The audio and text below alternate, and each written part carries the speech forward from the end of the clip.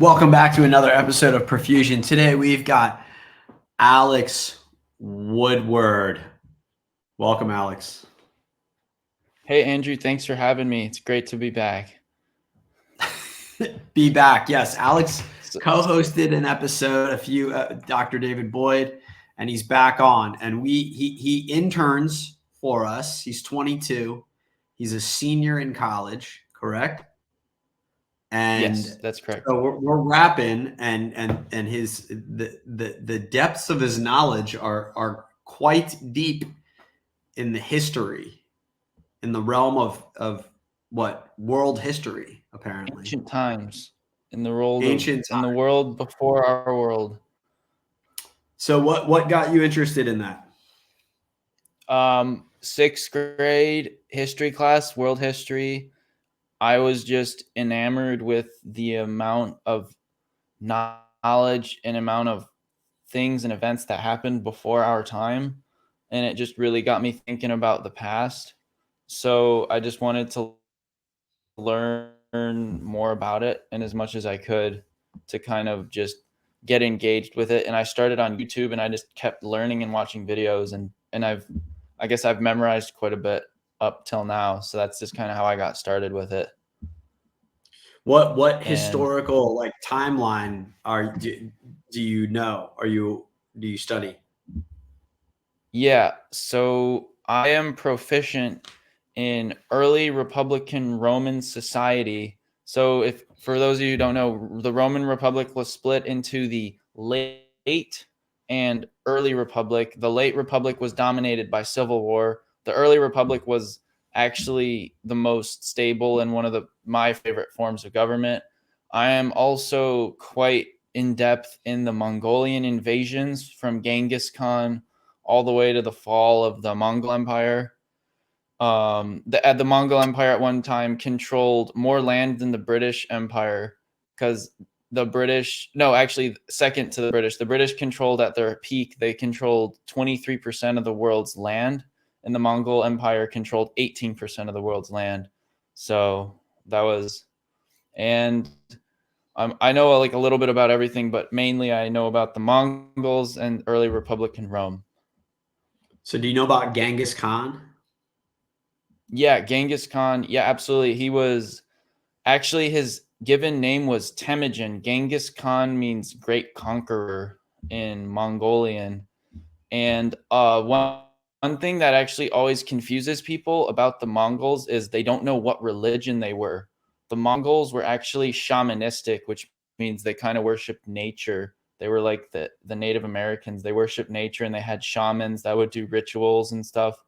But Genghis Khan actually grew up poor. Temujin, he grew up from a very poor family on the steppe, and he went through a lot of trials as a teenager. At one point, he was taken captive because he got raided by another tribe. In those days, the steppe was not united. There were all these different tribes, and his tribe got raided by another tribe, and he was taken hostage. Okay, so you And said he that. was able to escape his captors. And yeah, yeah, go on. Sorry, Andrew. The step, is that what you said?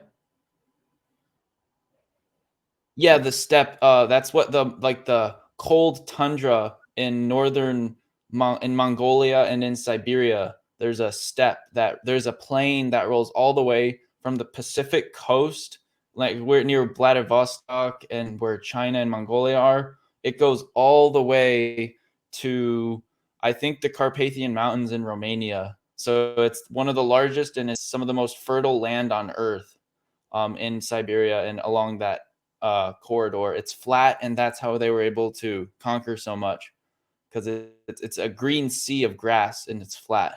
That's the step. So why were they able to conquer so much because of that? Because the Mongols were a horse-faring people, and the horses that they had were actually smaller than European horses. So European horses could only eat wheat. They had to eat barley because they were larger animals. They had to, in order to maintain their energy. But the Mongol horse breed were actually smaller pony type horses, and they were a little slower than European horses, but they were able to survive off of just grass. So because of that, the Mongols didn't actually have to have a sedentary type society like with farms in order to sustain their armies, and thus they were able to move along this very long grassy corridor all the way into Europe until they eventually got overextended and ultimately defeated and had to go back to Who Mongolia. who defeated them? So actually, defeated is kind of a wrong term. I misspoke. It's actually more like they had conquered as far as they could before their emperor died. So this was after the Great Khan. He was known as the Great Khan. That's like the ruler. It's like Caesar or an emperor.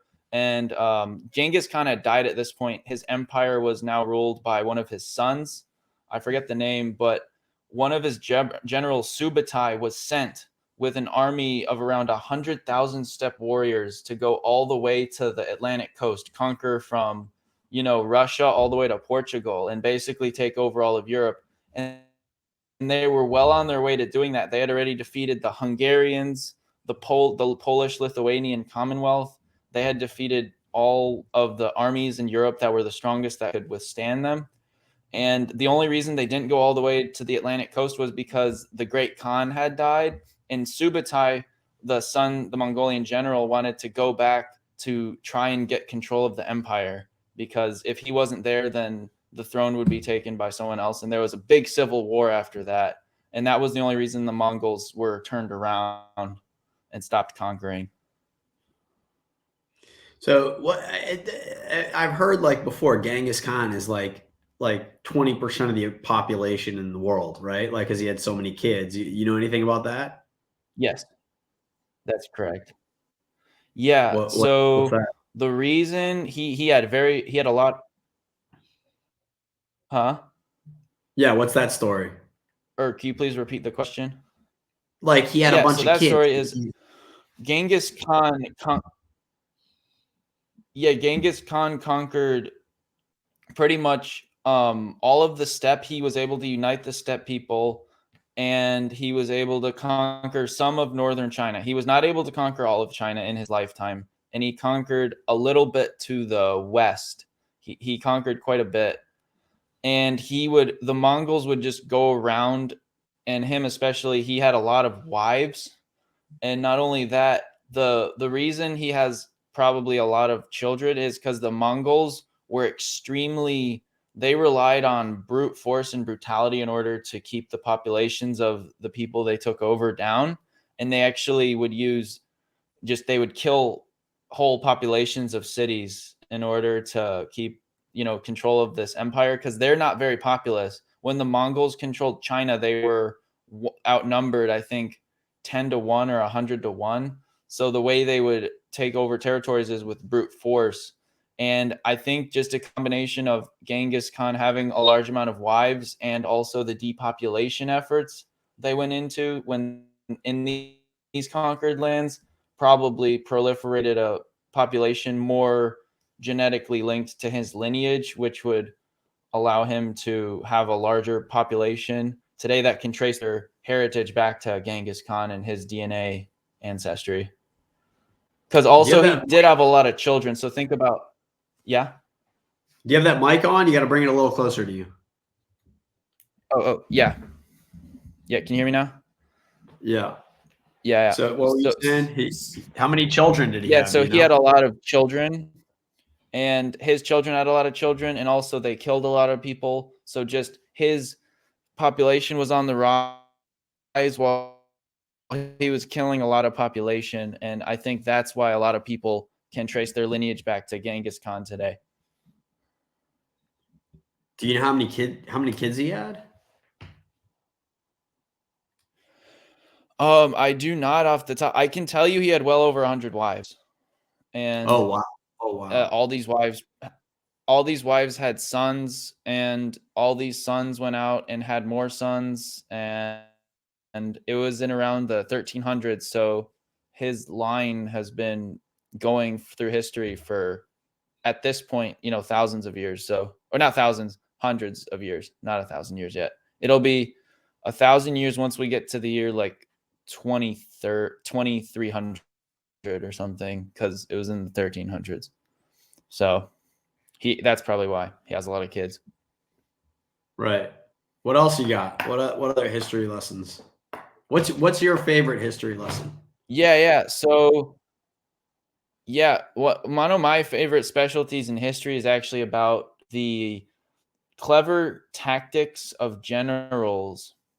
And there are many smart generals throughout history. You've got Hannibal. A lot of Mongolian generals were extremely intelligent. You've got Julius Caesar, Napoleon, Alexander the Great. So one of my favorite siege stories from Mongol times is one time the Mongols surrounded a city and they wanted to capitulate the city, take them over. And they didn't have siege equipment with them, so they couldn't get through the walls. And what they ended up doing is they said, okay, we will leave the city if they got an offering from the city. And what they demanded was every single bird, cat, and dog from the city be brought to them. And if they were delivered, then they would leave the city alone. And then what they ended up, so the city was like, okay, cool. Yeah. So they gathered up all the birds, all the dogs, all the cats, and they gave them to the Mongols. And what the Mongols ended up doing was they took embers and kind of like a little torches, and they tied them to the birds' feet, the cats, and the dogs, and they released them back just out. And what happened was the birds were nesting in all the houses, and the houses were made of hay and thatched roofs. So the birds would nest in these houses. So the birds, when they let them go, went back to their nests, and they basically ended up lighting the whole city on fire. The cats went back to the houses, the dogs went back, and the whole city went on fire. And then during this fire, the Mongols were able to infiltrate the city, and they proceeded to kill every man, woman, and child inside the city. So what did they do? They kill everybody, and then what did they do? Then they take it over. Well, the Mongols believed in basically two things. You either surrender immediately when they first come, and if you resist even a little bit, they will kill everyone inside your city, including the dogs, the animals, anything living they will kill, because they relied on brute force, and their reputation preceded them to most cities. So they were able to take over a lot of land without actually fighting, because just people knew that if they resisted, the chances of them dying were extremely high. And the Mongols were actually quite benevolent rulers. They believed in religious freedom. They didn't tax heavily on the population. They were actually quite nice. And also, when they did conquer lands, they would make special efforts to keep the engineers, the doctors, the construction workers, all the artisans alive, so that they could help bolster the economy. They did believe in education, and they kept a lot of the siege engineers they would keep, and they would help them take over other cities. For instance, they used a lot of Chinese engineers, siege engineers, to take over some European cities, believe it or not. So because they had taken over China, and they would always leave, if you were a profession, they would leave you alive. But if you were just like a farmer or a commoner, they would kill you. And one of the other really cool ways they would take over land is they would practice what's called a circle hunt, or I don't remember the Mongolian word, but the premise is that you encircle an entire area, let's say a 10 square mile area, and you basically in a circle with your hunters, and there would be, thousands of hunters doing this. And then you would slowly, over a couple days, close the circle, and anything living would get scared and get tighter and tighter inside the circle. And the premise would be that all the animals that were spread over 10 miles are now in, say, an area the size of a football field. So it's much denser with all the animals because you've scared them together. And then what they would do is they would let the nobility would hunt and get food for themselves. And then all the lesser generals would hunt for themselves. And then the peasants would get, not the peasants, but the lower Mongolian warriors would get to hunt all the food. And this was actually a tactic they applied in war. For instance, this was during training, if a single animal got through the blockade, essentially, the hunter that let the animal get through would be punished severely. It was seen as a great disgrace to let an animal through. And this was actually done from birth with the Mongolian warriors. And so this was actually an exercise they would practice in real life. So if you take the same tactic and apply it to a city, you basically, and you make it even larger, you take hundreds of thousands of warriors, surround an area around an entire city, maybe 100 square miles. That might be a little large, but like maybe 50 square miles. And you actually scare everyone, burn everything, and just send all the peasants into the city. And first of all, what you're doing is you're causing terror. They're bringing stories of these monsters that are burning their land, their fields, and they're, increasing the fear of the garrison inside the city about the Mongols. And they're also swelling the city's population. So a city might have 10 years of food, but if you swell it with all the people within a 50, mile radius, then you're not going to be able to hold out much longer. That's a lot of people coming in, and that would also exacerbate the city's situation and predicament, and this would often lead to a Mongol victory in the city. All right, so the So those are Mongolians, some interesting siege tactics. the Mongolians were shameless. What else? What about Napoleon or Basically. Julius? They were what? Yeah.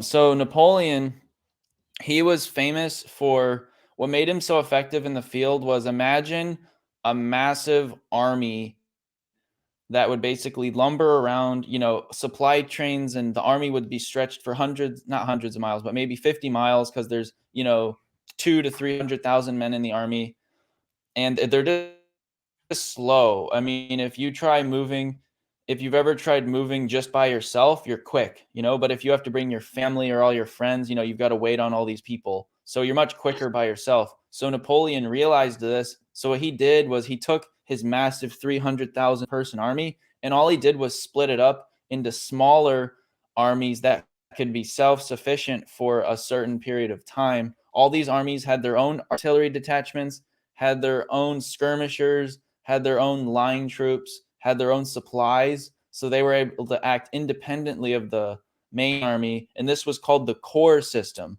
And this system was later adopted by every single European country. And Napoleon, that was one of the big revolutions he did. In this corps system, imagine you're facing off an army of, both armies have 300,000 people, but one army is doing the old way of just having one army move of 300,000 people around. But what Napoleon did, he split his 300,000 into corps, which each corps had around 30 to 15,000 men in it. So now you've got 10 smaller armies facing up against a larger army. And what they were able to do is simply outmaneuver them. And they were able to also forage off the land more. Because if you have 300,000 men in one village, that village isn't going to go very far. But if you've only got a couple thousand guys in there, that village might be able to sustain that smaller army for a larger period of time. And if your army is spread over a greater area, you're also not depleting your resources, because when armies would march through a place, imagine a large army, it's like a locust infestation. It just kills everything and makes it they're harvesting things unsustainably to where they could come back. They just kill everything. But whereas with this corps system, the armies were able to sustainably and holistically take food from these regions to where they'd be able to come back and get food again. They didn't destroy the infrastructure to get all the food, basically. They didn't eat everything, is what I'm saying. So using this revolutionary system, he was able to outmaneuver his enemies. And quite frankly, it was just better because you could be over a wide region. I mean, you could have a whole corps. You could have 10 corps over Italy, for example, which he did have in northern Italy. He split his army up, and that's how he was able to defeat the Austria-Hungarians and the Russians. Well, what year was that? This was around the Napoleonic Wars lasted from about my dates are probably wrong, but it was in the early 1800s. So how do they communicate though if they got so many little pods, Yeah, so that was also one of his revolutions. He just not revolutions. He just had very good messengers. So basically, you'd write a note and you'd get a guy on a horse and he would just ride. And when his horse got tired, he would immediately be greeted with another horse and he would also ride. So he's basically a horse. I don't know exactly the range of a horse before it has to be watered and fed, but he would basically ride a horse to its limit, get on a new horse, and then keep riding. And then, because an army can march about, I think one of the fastest army marches was 160 or 120 miles in about 48 hours. So his armies could march pretty quickly, and especially a smaller force can march much faster than a larger force. So they would just use horse messengers to answer your question. Yeah. What else you got? And he would also do a lot with, huh? What else you got? What were you gonna say? Yeah. What so else he was you got? also, yeah. He was famous for his outmaneuvering of armies. He would basically be able to read the enemy commander's somehow's mind, and almost all of his predictions were correct.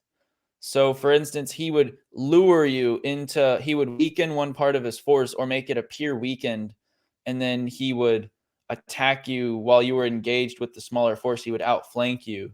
He would do things like he would send out maybe 100 of his men to, near the enemy camp, not near the enemy camp, but he would send them far away. And he would make the enemy think they were the main army. So when the enemy scouts spied on these 100 men, the men had lit like hundreds and hundreds of bonfires, over a large area, so that the scouts thought that was the main force, when in reality he's camping like 20 miles to the south. There was one time he was trying to cross a river, and if he wasn't able to cross it, he would basically lose his entire army. And he was able to make the enemy general think he was going to cross in the north. So the enemy general moved his whole army to the north when he was actually going to cross in the south. So he was just unbelievable at predicting the enemy's move and basically making the enemy think where he wanted him. He got him to think what he wanted him to think and do what he wanted him to do. And he would use that against him. And he beat every single general every time. The only defeats he suffered were defeats due to him not having the main trained troops. These were all fresh conscripts, because a lot of his troops were killed because he'd been at war for 10 years. I mean, the French population after the Napoleonic War, they had lost 20% of their adolescent male population from the ages of, say, 18 to 30, because they had drafted so many people. Millions and millions of people died in the Napoleonic Wars. Not comparable to World War I, which I think saw around 10 million deaths. World War II saw 40 to 60 million deaths overall. So, it's not compared to those conflicts, but he was just a master at strategy. It sounds like he had mind control. Yeah. Wasn't he a little guy? Yeah. Well, a lot of it was basically it was extreme manipulation. So if he wants you to attack on his right, he'll take some of his weakest troops and put them on the right flank, and then you'll take the bait and attack the right. Meanwhile, he's got some of his best troops hiding in the bushes behind you, and he's going to come and attack you and take you out. But Napoleon, and what we can learn from all these generals, is they were always studying generals before him. Julius Caesar studied Alexander the Great. Napoleon studied Julius Caesar and Alexander the Great. Hannibal studied Alexander the Great, because Alexander the Great was one of the first generals to do a lot of this stuff, because he was in way early history. And they always studied, and they were always extremely smart. They read a lot. They all had great teachers. Napoleon came from Corsica. He wasn't even French. Most people don't know that. Napoleon was Corsican, which is a small island off the coast of France. And or was it Sardinia? He was either from Corsica or Sardinia. But when the French took over, I think, it was Corsica. When the French took over Corsica, his family was minor nobility, and they had sided with the French during the takeover. And so they were able to send Napoleon to a school that was made up of a lot of snotty, it was in Paris, and it was made up of a lot of snotty French kids. And he was actually bullied a lot for his Corsican nobility and for not being fully French. All these French aristocrats' sons would bully him. He would fight back, but he was actually he was a loner. And actually, he was ugly by many accounts. Napoleon was not a good looking guy. He was short. He wasn't short because 5'8" was actually the average height of the time, but he was ugly and he was bullied in school. And he didn't actually get luck with women until he was a powerful general. But they only wanted him for the power. They never thought he was attractive at all. And he just read a lot. He spent a lot of time alone reading all these accounts of ancient generals. And eventually he joined the army and became a corporal. And then there was actually an account of a British soldier during the Battle of, I can't remember the name of the town, but I think it's Toulouse, or it's a coastal town that the British had taken from the French, and the French were besieging that town to take it back because it was on French soil. And there was a army sergeant on the British side that almost killed Napoleon as a corporal with his bayonet. And if that sergeant had killed Napoleon, then we wouldn't have the Napoleonic Wars or anything from that era, because he would have died. And after that, he showed his prowess by, they had their artillery that was bombarding the British city on the ground. But he said, let's move it to the high ground. Let's move it to the mountains and then bombard the city. And then they quickly surrendered after that. And he was able to take them over. And from there, he was promoted to lieutenant, and he served his general well as a lieutenant. And then after that, he was moved up to general. He was given his own command in Italy. In northern Italy, he was given an army of about, I think, 60 to 70,000 men. And he led them against the Austria-Hungary and the Russians. And he was actually supposed to be a diversionary force because there were two other armies in the north of France that were invading Russia and Austria-Hungary through Germany. And because Germany at this time was not a united nation, you had Prussia, and then you had the Holy Roman Empire, which was a lot of duchies and all kinds of princedoms. It was well over 100. It was a big mess. It wasn't like the Germany we know today, Prussia being the biggest of those states. And basically what happened is Napoleon ended up stealing the show. He was able to take over several victories. And if you look at those campaigns, there were 2 or 3 times where he risked everything on one maneuver. And if that maneuver had not worked, his army would have been destroyed. He would have been disgraced and even possibly executed by the French higher ups for failing in his mission. Because in those days, generals were held personally responsible for their failures. Or he may have not been executed, but he would have been imprisoned or disgraced.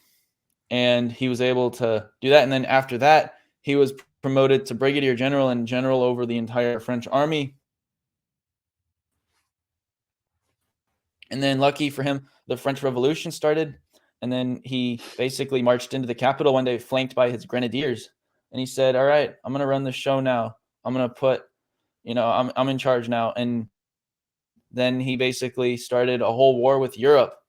And no one liked that. So he had everyone against him in Europe. He had the Spanish against him, the British against him, the Prussians against him, the Russians, the Swedish, everyone in Europe, the Austro-Hungaries. No one liked him. And he defeated all of them and kept them at bay and actually won a lot of stuff for about 10 years. His big downfall, however, which it all is apparently all for these great generals and empires, is invading Russia in the winter.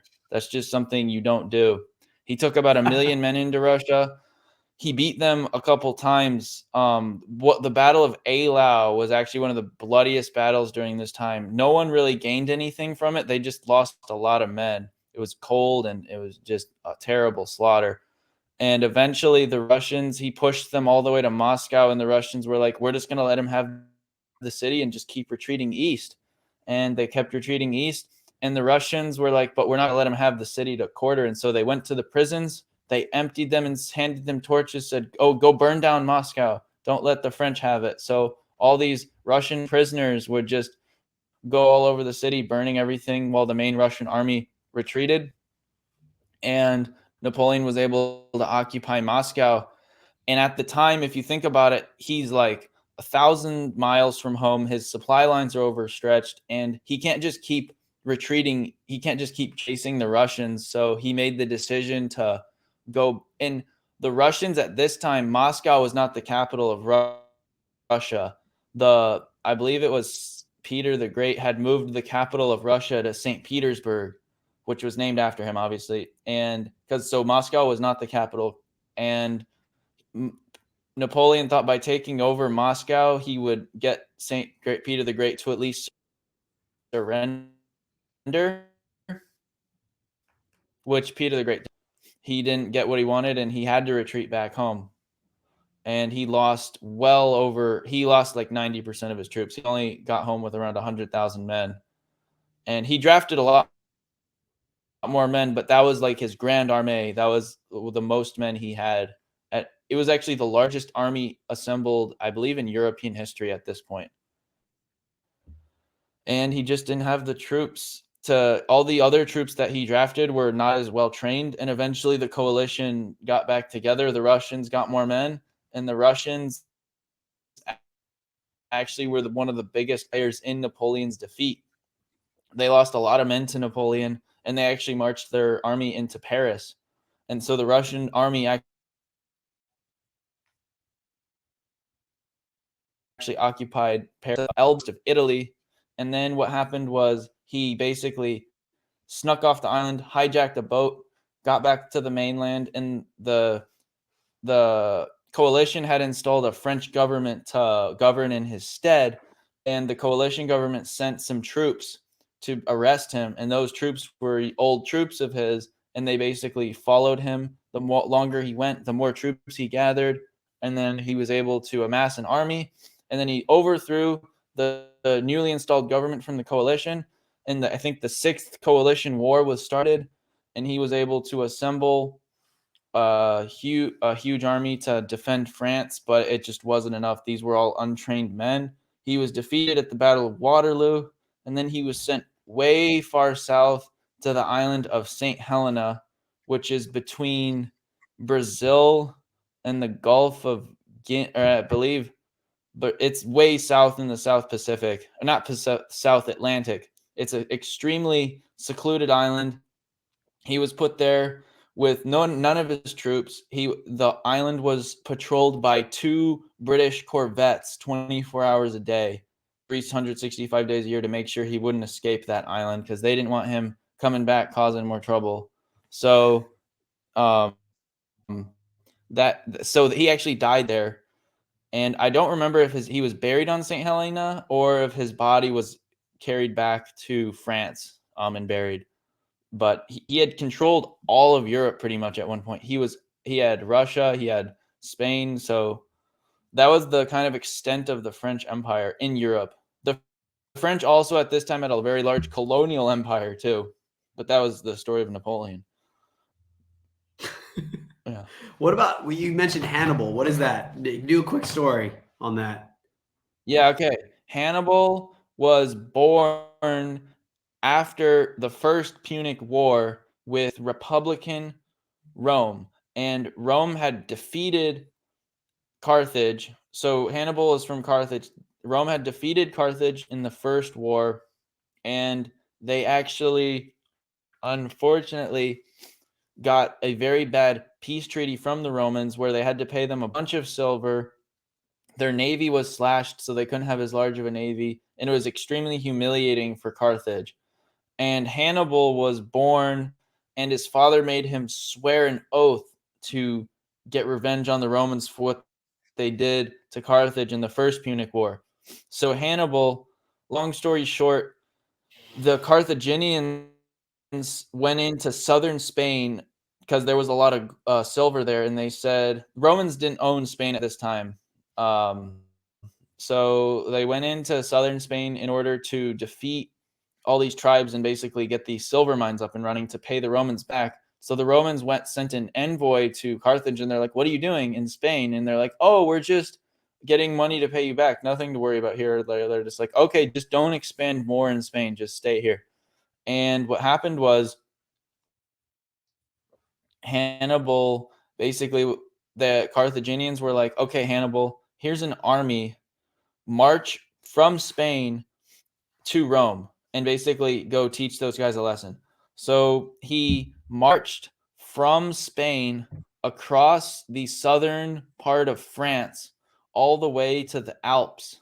And a lot of people, obviously everyone knows, or people might not know this. Then he crossed through the Alps and then attacked the Romans essentially from the rear because they thought no one would be dumb enough to bring an army through the Alps during winter, but Hannibal was. He lost a lot of his elephants during that hike, and he also lost about a third of his army going through the Alps. And a lot of people don't know this. There were a lot of rocks in the way from the Alps. So what he would do is he would actually, in order to break up these giant granite boulders essentially that were blocking his way, they would build a fire under the rock. They would superheat it, and then they would pour wine, and I think they'd pour vinegar or wine on the rock, and that would somehow make it extremely brittle. And then they were able to break the rock apart into smaller pieces and clear the way in order to get through the Alps. It's because they had a lot of wine and vinegar with them and also spare wood to create fires. So they were able to make it through the Alps into what's called the Po Valley in northern Italy. And they gathered a lot of Gauls. Gauls were basically ancient French people that used to exist in northern Italy and in France. They still exist today, but as we know, they were taken over by the Romans.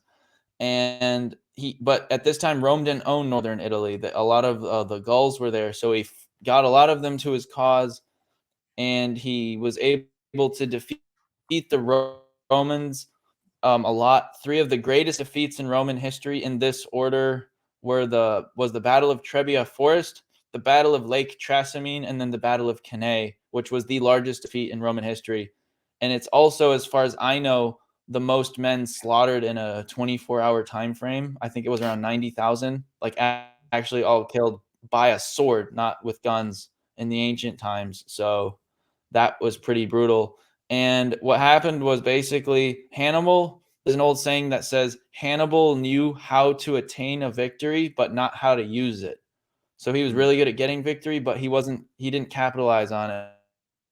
He did not march on Rome at this time. He was free to go after the Battle of Cannae to march on Rome and take over the Roman Empire. But for some reason, historians still debate to this day, we don't know why he didn't march on Rome. Instead, he marched south of Rome and attacked some settlements down there and just kept burning farmland. But and then eventually he was defeated by the Roman army. He wasn't actually defeated in the Roman army. He was recalled back to Carthage because at this time Rome had launched a separate invasion of Carthage, which is in modern day Tunisia in North Africa.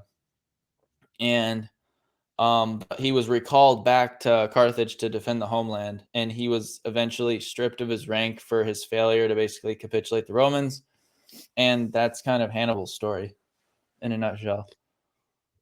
Dude, I hope our audience is either very interested or fell asleep. Yeah, it's a lot of information. It's not for everyone, but it lets you know where we came from, and that was a little bit of interesting history for everyone. Yeah, for sure. All right, we'll have to catch up again later. I gotta take a nap. Okay, great to be here, Andrew. All right, Great thanks, to be Alec. here. Okay.